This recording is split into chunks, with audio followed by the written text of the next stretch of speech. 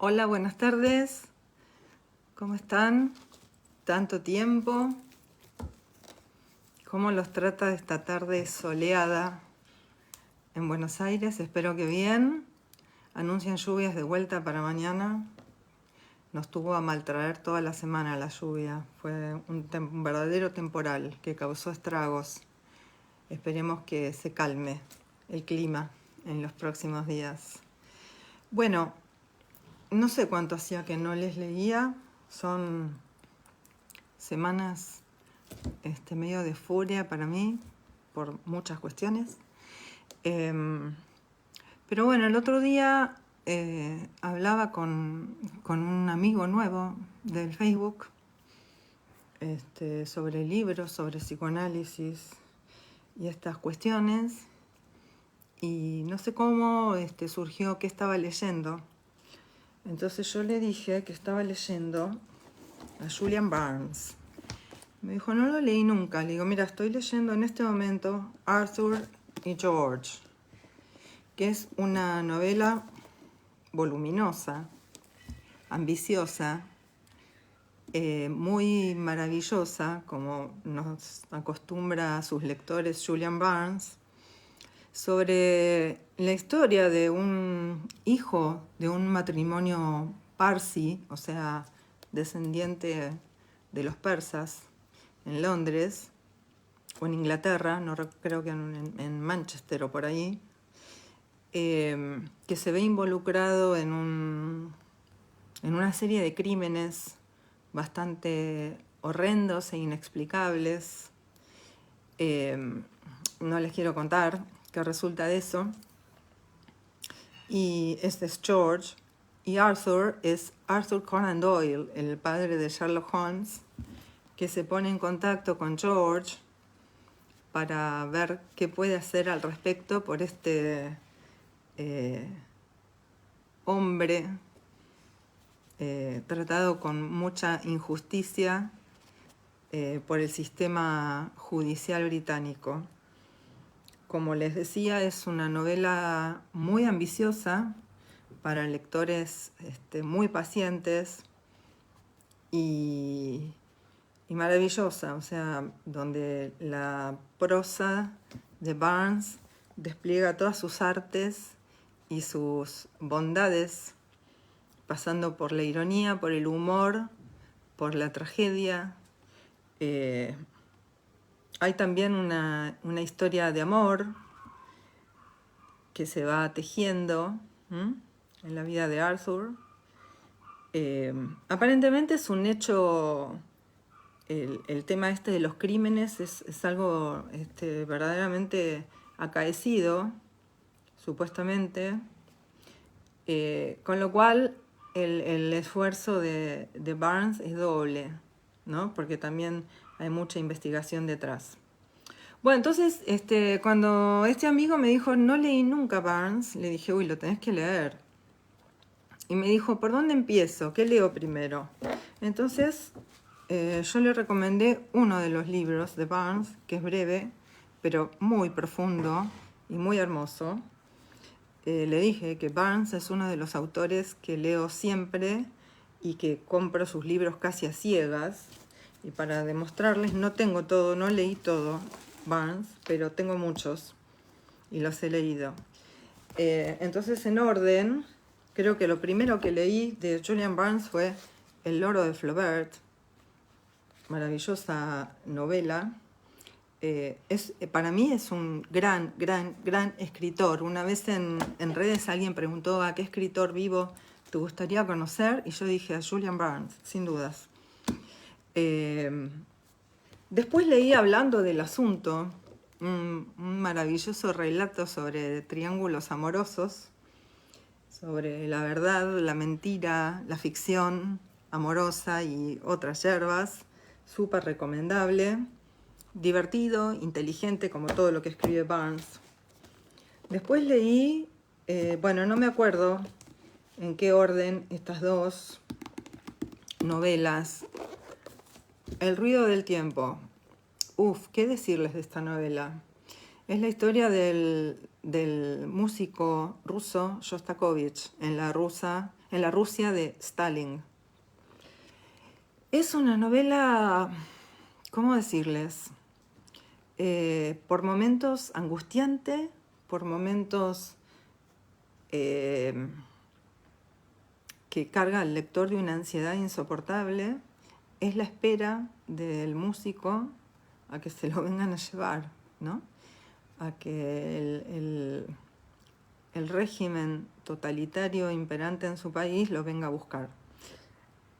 Tremenda novela, breve, también breve, pero maravillosa. Después leí La única historia. Hermosa, hermosa novela. Algo más larga. Por ejemplo, en la contratapa nos introduce a la temática con esta pregunta que se hace el autor, para mí profundísima y hasta ahora de respuesta incierta. Dependiendo del día es lo que respondo. ¿Preferirías amar más y sufrir más o amar menos y sufrir menos? Creo que en definitiva esa es la única cuestión. Bueno, como verán, se hace preguntas para nada tontas ni superfluas. En una época donde lo tonto y lo superfluo está a la orden del día. Después leí pensando que me iba a decepcionar, ¿no? Porque suele ocurrir que los grandes novelistas no son tan grandes cuentistas y los grandes cuentistas no son tan buenos novelistas. Se me ocurre, por ejemplo, el otro día también lo conversaba en redes con alguien, Cortázar es un gran cuentista, insoslayable, no tan así novelista, me parece que no alcanza el nivel como novelista que tiene como cuentista. Y, por ejemplo, Roberto Bolaño es un novelista de aquellos, sus novelas son para sus lectores épicas, todas recomendables, pero sus cuentos son mazo. Bueno, entonces decía que me acerqué a los cuentos de Julian Barnes pensando que me iba a decepcionar y terrible error el que yo cometía, porque al otro lado del canal son cuentos tejidos entre Francia e Inglaterra, como sabrán, dos naciones con rivalidades históricas de siglos, guerras,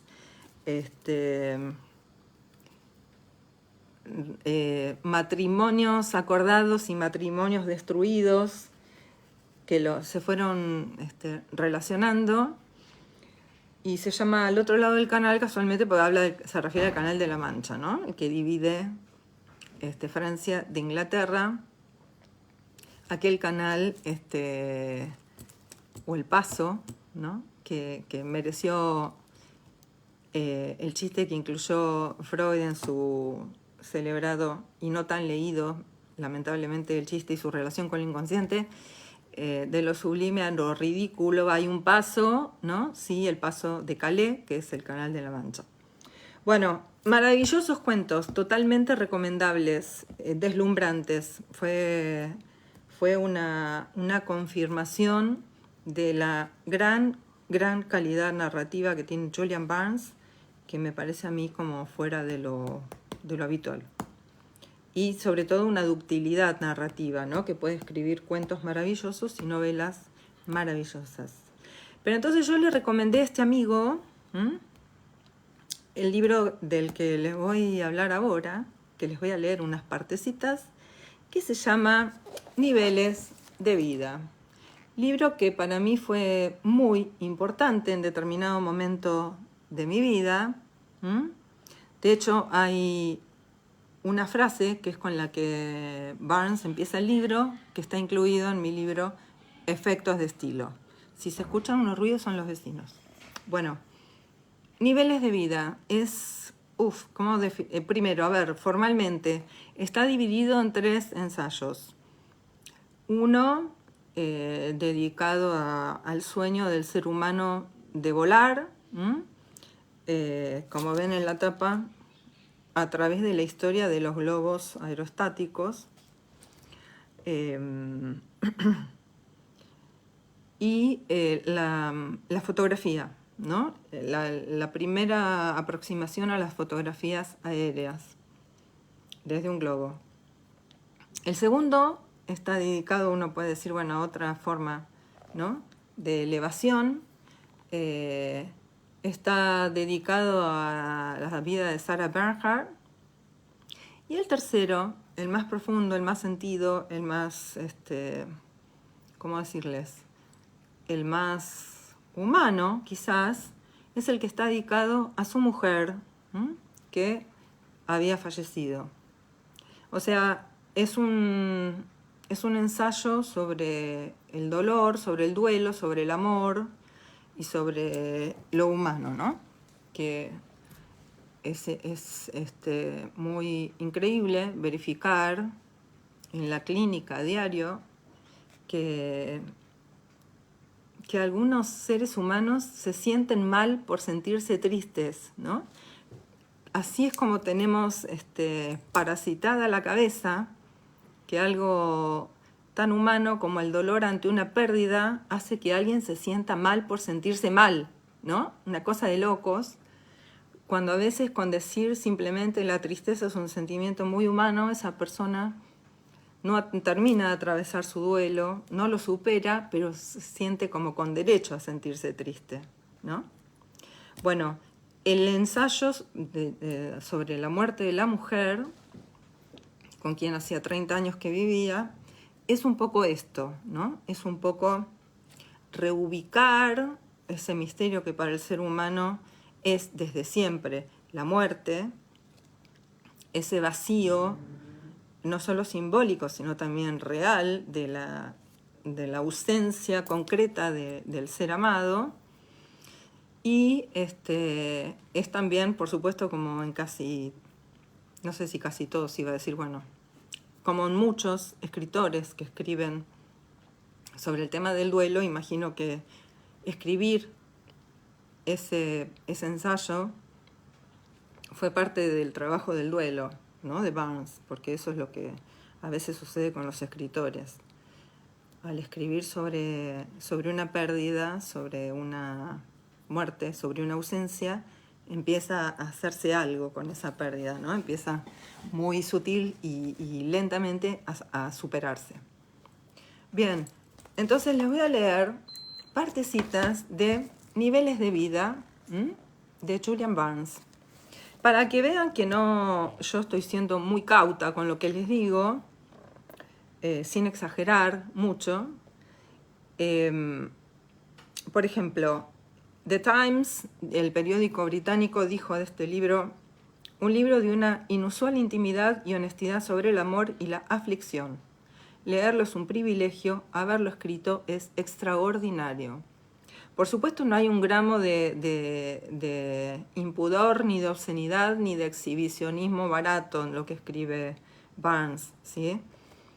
Por eso es tan difícil lo que hizo y es tan magistral el libro. The Sunday Times dice: un artefacto forjado con una destreza suprema y una desolada guía por los territorios de la pérdida. Y Joyce Carol Oates dijo, por su parte: es la respuesta de un escritor con mucho talento a lo incomprensible en una cultura secular en la que tenemos dificultades para asumir la muerte. Bueno, creo que les doy pruebas suficientes de lo que vale este libro. Entonces les leo algunas partecitas, ¿sí? El libro, como les decía, empieza con esta frase: juntás dos cosas que no se habían juntado antes y el mundo cambia. La gente quizás no lo advierta en el momento, pero no importa. El mundo ha cambiado, no obstante. Por eso habla de encuentros en la historia, por ejemplo, entre la fotografía y la aeronáutica, en la vida, por ejemplo, en el amor. Entonces dice algo, creo que en el segundo ensayo, el dedicado a Sarah Bernhardt, sí, que se llama En lo llano. El primero se llama, el dedicado a los globos, El pecado de la altura. El pecado de la altura. Se sabe que desde siempre el ser humano aspiró a volar para acercarse a los astros, acercarse al sol como Ícaro o para acercarse a Dios.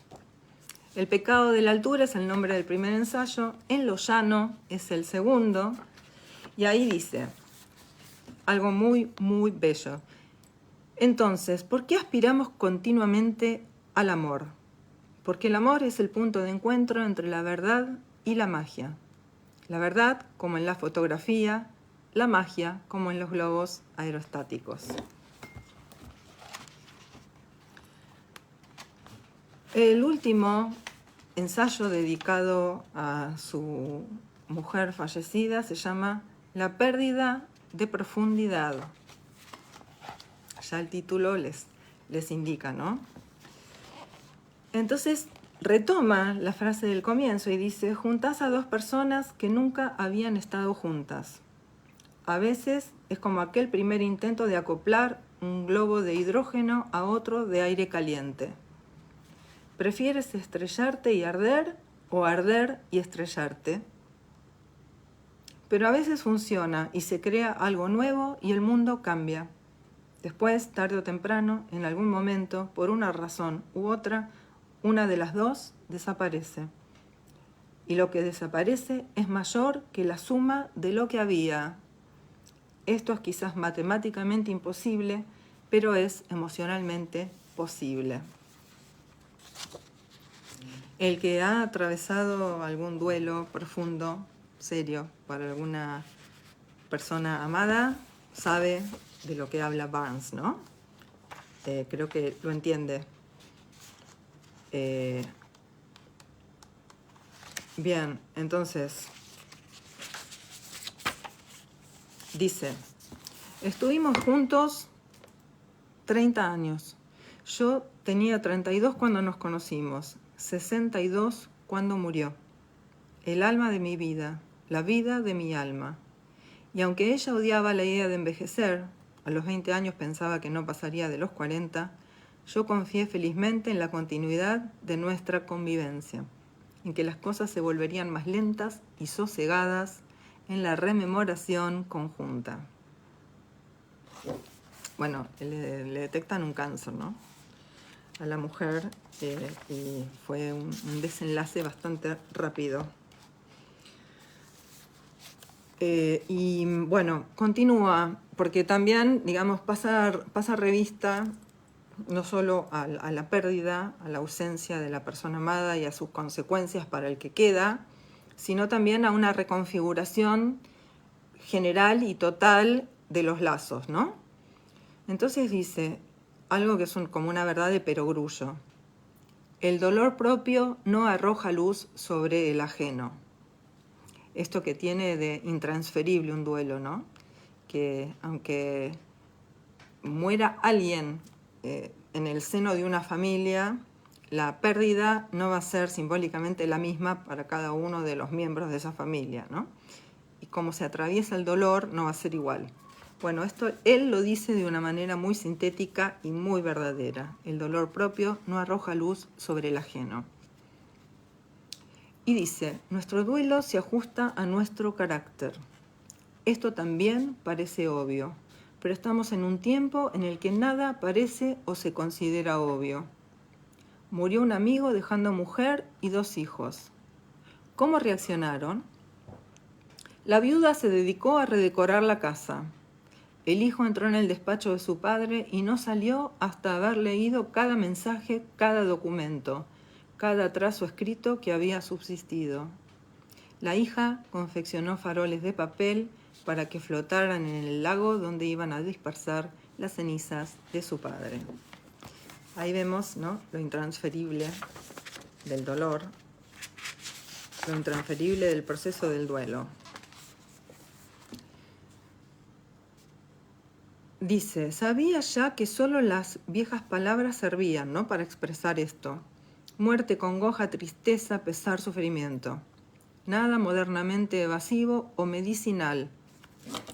La aflicción es un estado humano, no médico, y aunque haya píldoras que nos ayuden a olvidarla y todo lo demás, no hay pastillas que la curen. Los afligidos no están deprimidos, sino solo de vida adecuada, matemáticamente tristes. Entonces dice, el dolor es directamente proporcional al valor de lo que hemos perdido. Parecen todas cosas que al leerlas o al escucharlas imagino que se les vuelven como evidencias muy bobas, ¿no? Pero poder ponerlas en palabras de una manera tan concreta y tan clara no es para cualquiera. Entonces continúa en esto que les decía, que a él le implica un pasar revista a los vínculos, a los lazos, que todo se reconfigura, además se reconfigura el tiempo, se reconfigura el espacio y se reconfiguran los lazos. Entonces dice, enseguida comprendí que la aflicción clasifica y reordena a quienes rodean al afligido, que pone a prueba a los amigos, que algunos la superan y otros fallan.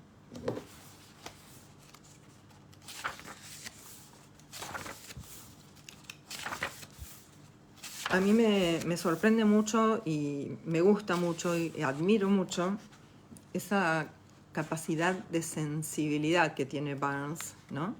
Que no es solo de destreza narrativa, como por ahí pueden tener muchos escritores de su generación y británicos, es la capacidad de sumar a esa destreza narrativa gigante que tiene estos destellos de sensibilidad que no son muy habituales, ¿no? Entonces se hace preguntas que, como les decía, cualquiera que ha atravesado un duelo profundo en su vida, en algún momento se las ha hecho, ¿no? Te preguntas, ¿en qué medida en este torbellino de añoranza la añoro a ella o añoro la vida que tuvimos juntos? ¿O añoro lo que en ella me hacía ser más yo mismo? ¿O el simple compañerismo? ¿O el no tan simple amor? ¿O todo esto o pedazos superpuestos de cada cosa? Te preguntas, ¿qué felicidad hay en el solo recuerdo de la felicidad? ¿Y cómo, de todos modos, podría haberla, puesto que la felicidad solo ha consistido siempre en el hecho de compartir algo?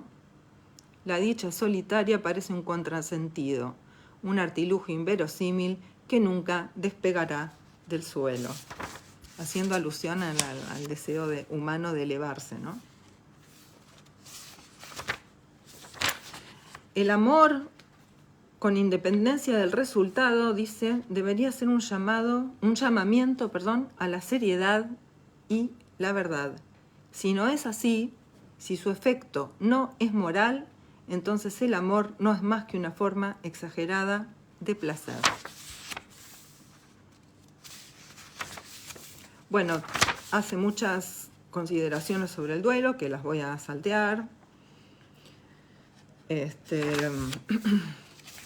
Sobre la sensación y la pregunta constante del que está atravesando el duelo, si está avanzando, si está, entre comillas, mejor, si lo está superando, si sigue siempre en el mismo lugar, dando vueltas alrededor de lo mismo, de ese agujero que deja la muerte.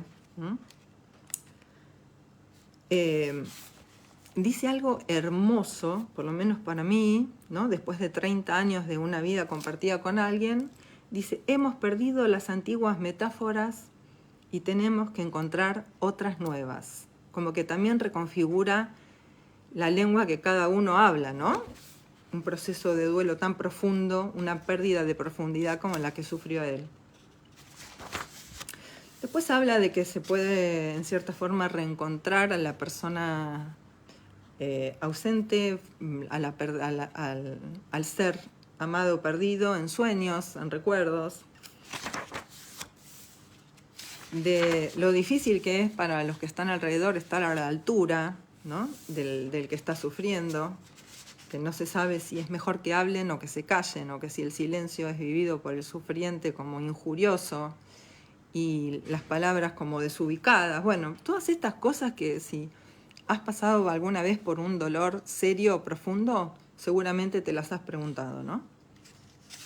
Como un estado de desorientación, dice él.